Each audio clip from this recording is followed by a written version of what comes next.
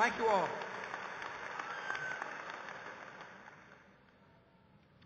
Howdy.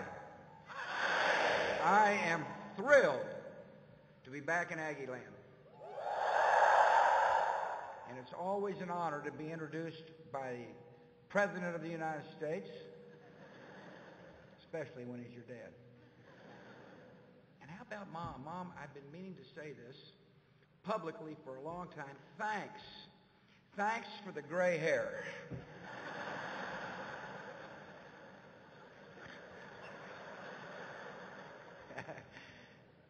I congratulate the graduates of the Fighting Texas Aggie classes of 2008, the class of 2007, the class of 2006. I better stop. Let's just say that I hope there's no one left from when I spoke to the commencement in 1998. If so, I hope you're walking out of here with a PhD. I am grateful to the faculty and staff of Texas A&M for their devotion to learning and their example of scholarship. I appreciate your outstanding president, Dr. Elsa Moreno. And I am glad to be with, there you go.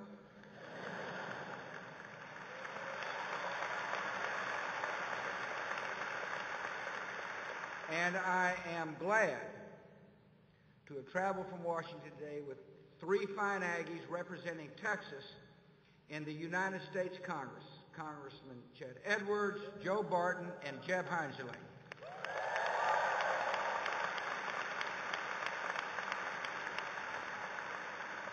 I am pleased to see so many of your families and loved ones here today.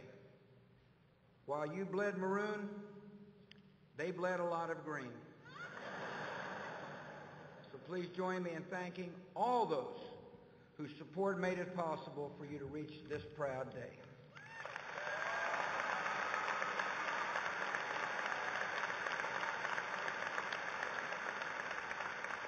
There is one person who wishes he could be here today, and that is your former President and America's Secretary of Defense, Bob Gates.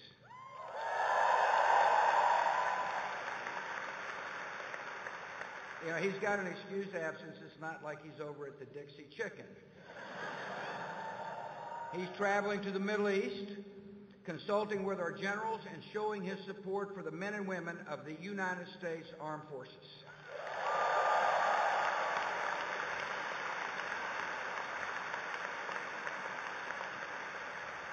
When I asked Bob to be the Secretary of Defense, it was clear how much he loved Texas A&M. After all, he refused to come to Washington until after he attended the winter commencement. And I was even more impressed when he insisted on standing during the cabinet meetings, claiming he was the 12th man. One day he explained it all. He said, "Mr. President, I'm red ass."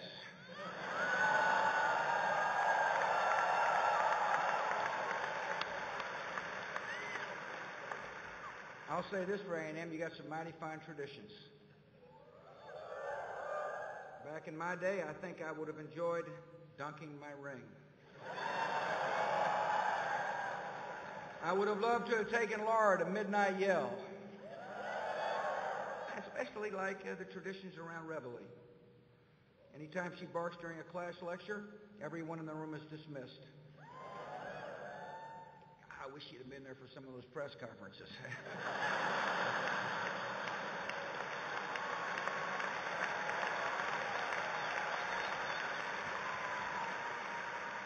This campus is home to solemn rituals that demonstrate the strength of your bonds.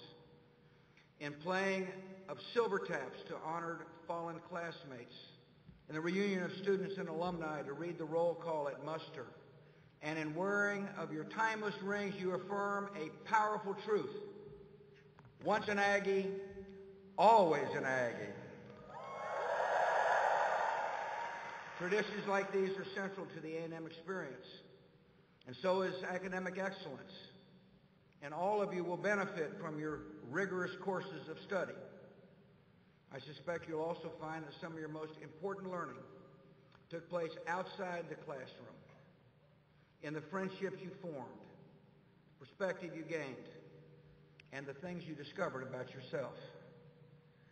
When you leave this campus, you will be well prepared for any endeavor you choose. To those of you with jobs lined up, I congratulations. To those of you not exactly sure what comes next, I know how you feel.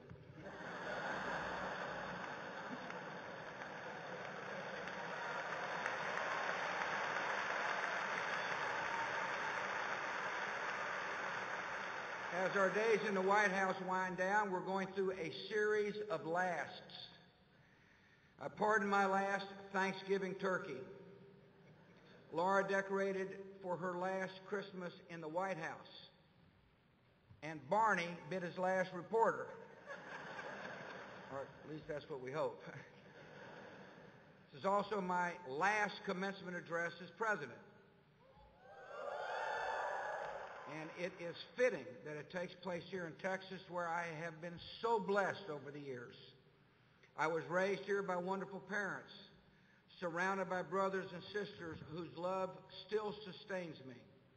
In Texas is where I went to a backyard barbecue and met a beautiful teacher named Laura Welch. Texas is where our girls were born and our lifelong friends live. And next month, when our time in Washington is done, Texas is where we're coming home.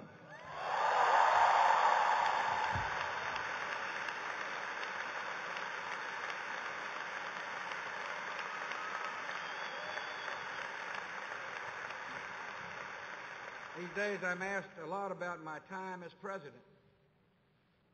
Some days have been happy, some days not so happy, every day joyous.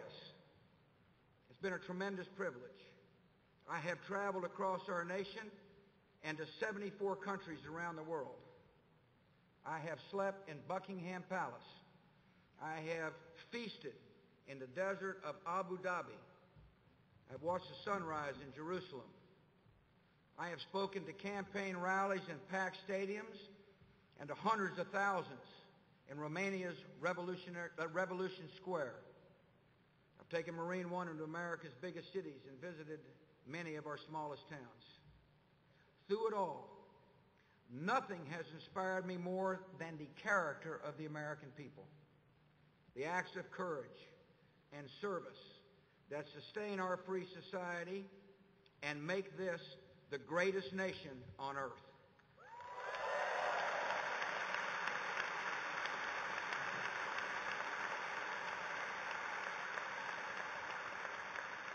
Courage and service are cherished here at A&M, and they are values that I hope will guide you for the years to come. So this morning I thought I would share a few of the most powerful examples of courage and service that I have witnessed over the past 8 years. No act of courage or service is more impressive than volunteering for the United States military. 8 years ago, a brave 17-year-old named Kristen Baggy made that noble choice when he stepped forward to join the Oregon National Guard. In 2005, Christian's unit was on patrol in Iraq when his Humvee hit a roadside bomb. He lost both his legs, and he thought he would lose his life. But with determination and superb medical care, this good man survived. I met him at Brooke Army Medical Center in San Antonio, Texas. He told me he used to be a runner and he planned to run again. I was impressed by his courage, but it was hard to imagine a man with such severe injuries ever being able to run. I said to him offhandedly, when you're ready to run, just call me. I'll be glad to run with you, and moved on. Well, then one day a phone call came to the Oval Office. It was Christian. He said, "I'm ready to take you up on your offer, Mr. President." Just 5 months after I'd seen him in the hospital, he showed up at the White House with legs made of carbon fiber and a spirit stronger than steel. Together we took a lap around the South Lawn.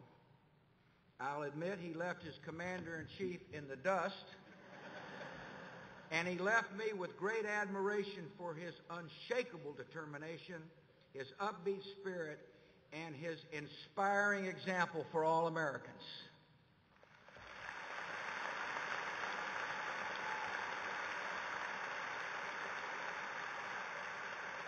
People like Christian show the true strength of our military, and so do the families who support them. Last year in Reno, Nevada, I met an orthopedic surgeon named Bill Krisoff. His son, Nathan, a Marine, had given his life in Iraq. Dr. Krisoff told me he wanted to join the Navy Medical Corps in Nathan's honor. I looked at this remarkable man and said, "How old are you?" He said he was 60 years old. He needed a special waiver to qualify for the Navy. And I was thinking I was 61, so he didn't sound all that old. I asked his wife what she thought of the whole thing, and she said she supported his decision. So I went back to Washington, and surprisingly enough, a few days later, the waiver came through. Since then, Dr. Krisoff has undergone extensive training in battlefield medicine, and soon he will deploy to Iraq, where he'll help save the wounded, uphold the legacy of his fallen son, and inspire the United States of America.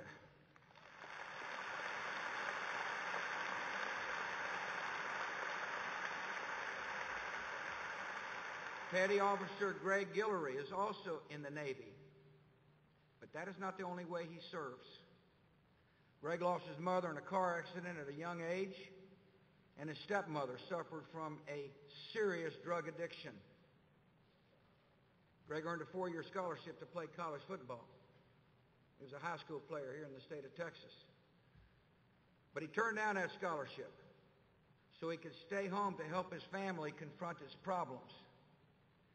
Eventually, he decided to join the Navy, where he found a strong and supportive environment. While stationed in San Diego, Greg met his wife, Shonda, who had also endured a painful childhood. Together, they resolved to help children trapped in difficult circumstances and made the selfless and compassionate decision to become foster parents. They spent a year caring for a 17-year-old who had been abused. Then they took in a 14-year-old who had been beaten. Then a baby born with drugs in her system. And then a 3-year-old whose mother was in jail. Today they are caring for 2 children, a brother and sister, as well as the baby girl Shonda delivered last month. And all the while, Greg has been carrying out his duties in uniform. He's stationed at Camp David, Maryland. And this generous man who has given so much to others feels so grateful himself. During a moving testimony at the Camp David Chapel that I was fortunate enough to witness this past Thanksgiving, he said, "I am thankful that God continues to bless me so I can be a blessing for children in need. America is blessed to have citizens like Greg and Shonda, whose hearts are big enough to share the greatest gift of all, the gift of love."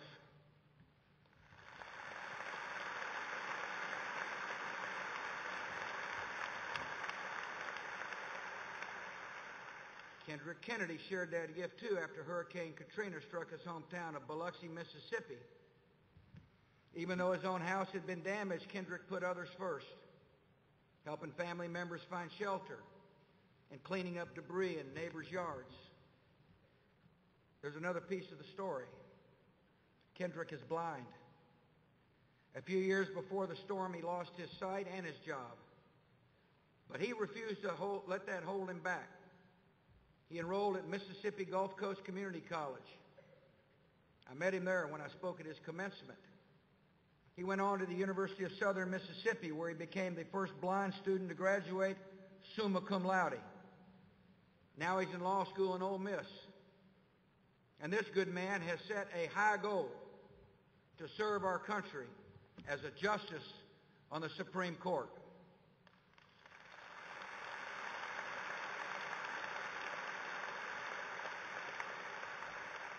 Other Americans show courage by summoning the hidden strength to overcome their weaknesses. 4 years ago, I met Letitia Chavez Paulette. She had been addicted to drugs. She served time for her mistakes. While in prison, she joined a faith-based program called Celebrate Recovery, and they helped turn her life around. When she was released, Letitia was determined to support other women returning to society. So she started a transitional home called A Peaceful Habitation, a name taken from the book of Isaiah. Here's what Letitia said: God's grace has kept me going. His love has kept me strong. And my faith is a gift that is helping me help others. In these stories, we see the courage and service that defined America at its best. And that same spirit has long defined Texas A&M. It's the spirit of General Earl Rudder, who helped lead the D-Day invasion and served more than a decade as A&M's president. It is the spirit of the Corps Cadet, which includes nearly 1,800 Aggies. It is the spirit of your ROTC program, which routinely commissions more officers than any school outside the service academies.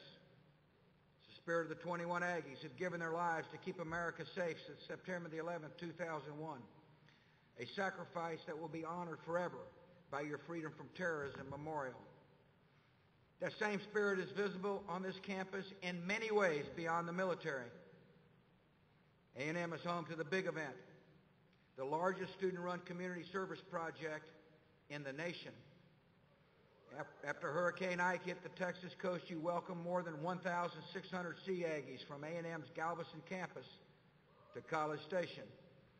And in countless other acts of volunteerism and charity, you have made Texas A&M's name synonymous with service. On your last day as A&M students, my call to you is to continue this spirit long after you leave the campus. There are so many needs to be met and so many ways you can help, from mentoring a child to becoming a teacher to volunteering to feed the hungry or heal the sick overseas. If you hear the call to service in the military or government, answer it. If you enter the private sector, be proud of contributing to our prosperity and give back to your communities. Wherever life leads you, pursue the path of service, and you will find fulfillment beyond measure. As you embark on this journey, let me leave you with a few last pieces of advice. First, listen to your mother.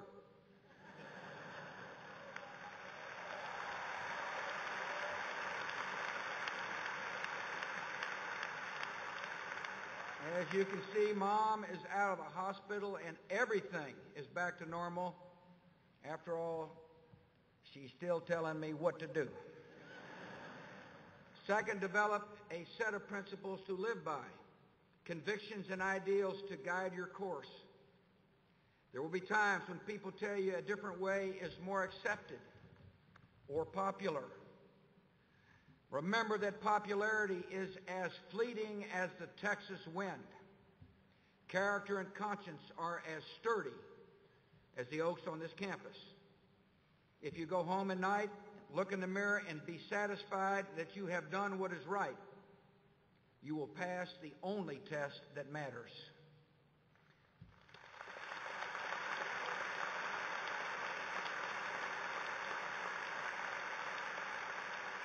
And finally, be on the lookout for role models, people whose conduct you admire and whose path you can follow.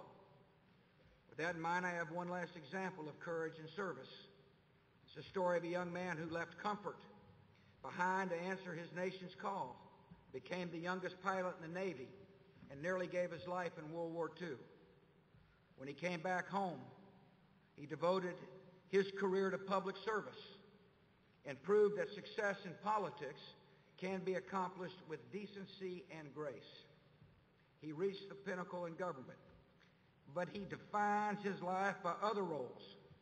A father who gave unconditional love, a grandfather devoted to his grandchildren, and a beloved husband of the sweetheart he married a lifetime ago. Some of you will leave A&M with a degree that carries this good man's name, George Bush. I have been blessed and honored to have carried it for 62 years.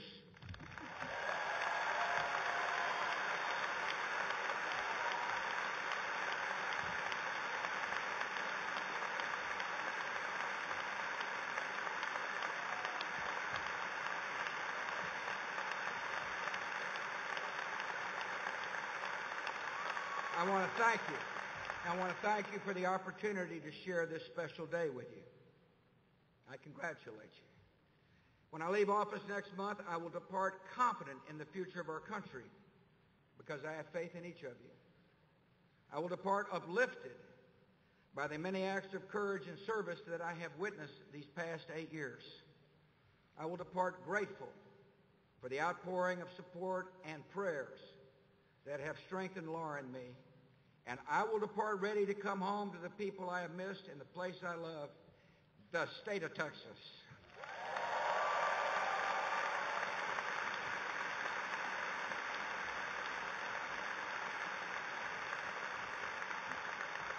And so, after all this, there is only one thing left to say. Giga-Maggies. Congratulations, and may God bless you.